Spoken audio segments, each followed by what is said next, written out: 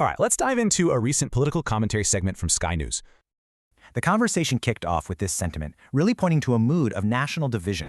First up, they tackled a fatal incident in Minneapolis involving ICE agents. When President Trump was asked about it, he suggested a need for a softer touch. But the guest on the program, he just wasn't buying it. He strongly disagreed. He defended the agents, saying one individual resisted arrest and used their car as a weapon. And a second person?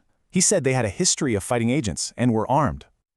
Okay, so from there, the discussion switched gears completely, over to economic policy.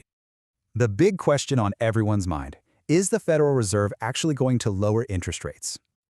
This all comes as President Trump nominated Kevin Walsh to take the helm at the Fed. But, it's not a done deal. He'd need Senate confirmation and a board majority. The guest's prediction? He thinks Walsh will be confirmed and that rate cuts are going to follow. And then, another big shift in topic, this time to the escalating tensions with Iran. So talks were planned, but Trump was also threatening legal action over Iran's nuclear program. The guest, however, was super skeptical. He basically said, negotiating with Iran is pointless. His reasoning? He called their government a tyranny that's just barely hanging on. All this rhetoric, though, has put a ton of pressure on Trump to actually do something. The guest argued that, for credibility's sake, Trump has to follow through on his threats. In this whole Iran situation, it really pulled back the curtain on a divide on the right. The host even called it a schism. Should America intervene in foreign conflicts or stay out?